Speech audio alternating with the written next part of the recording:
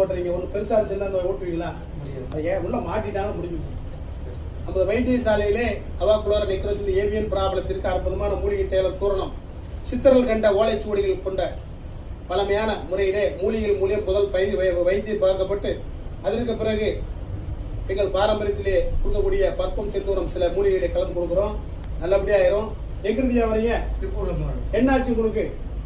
எனக்கு இடுப்பு மூட்டு பாதிக்குங்க, நடக்க முடியல. கொஞ்சம் ரைட் இப்படி நடந்து வாங்க ஐயா, நடந்து வாங்க, ரிட்டர்ன் வாங்க, திருப்பி எப்படி வாங்க, இப்படி வாங்க ஐயா, இப்படி வாங்க ஐயா, வாங்க ஐயா, வாங்க.